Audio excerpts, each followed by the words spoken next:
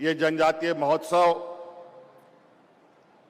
पहली बार हम लोग राज्य में आयोजित कर रहे हैं और मैं उम्मीद करूंगा और मैं आपको विश्वास दिलाना चाहूंगा इस मंच के माध्यम से कि अब आने वाला हर साल जनजातीय महोत्सव झारखंड में मनाया जाएगा और हर दिन बढ़ चढ़ करके इसकी भव्यता को ऊंचा किया जाएगा।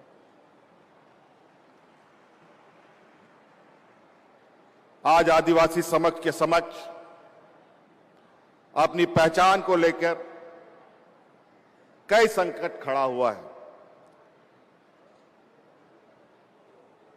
क्या यह दुर्भाग्य नहीं कि जिस अलग भाषा संस्कृति के कारण हम आदिवासी हमें माना गया है, उसकी विविधता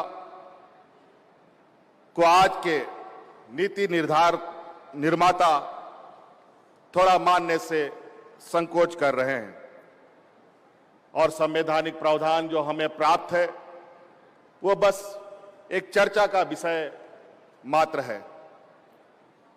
हम आदिवासियों के लिए अपनी जमीन, अपनी संस्कृति, अपनी भाषा बहुत महत्वपूर्ण है। विकास के नए अवतार से इन सभी चीजों को खतरा है। आखिर एक संस्कृति को हम कैसे मरने दे सकते हैं?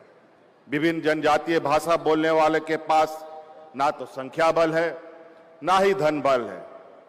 उदाहरण के लिए हिंदू संस्कृति के लिए असुर हम आदिवासी ही हैं, जिसके बारे में बहुसंख्यक संस्कृति में घृणा का भाव लिखा गया है। मूर्तियों के माध्यम से द्वेष दर्शाया गया है। आखिर उसका बचाव कैसे सुनिश्चित होगा, इस पर हमें सोचना होगा। धन बल होता तो जैन पारसी समुदाय जैसे अपनी संस्कृति को हम बचा पाते। ऐसे में विविधता से भरे हुए समूह पर विशेष ध्यान देने की हमें जरूरत है। जानवर बचाओ, जंगल बचाओ सब बोलते हैं, लेकिन आदिवासी बचाओ कोई नहीं बोलता। आदिवासी बचाओ, जंगल भी बच जाएगा, जानवर भी बचेंगे। सबकी नजर हमारी जमीनों पर है। हमारी जमीन पर ही अनेकों प्रकार के खनिज संपदाएं हैं, चाहे वो लोहा हो, चाहे वो अब्रक हो, चाहे कोयला हो, चाहे यूरेनियम हो।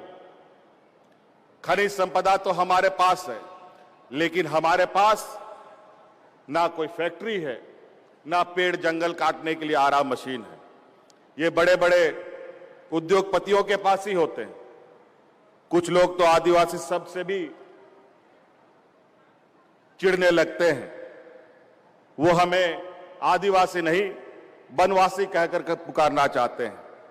आज जरूरत है कि एक आम देशवासी के अंदर आदिवासी समाज के प्रति संवेदनाएं जगाई जाए।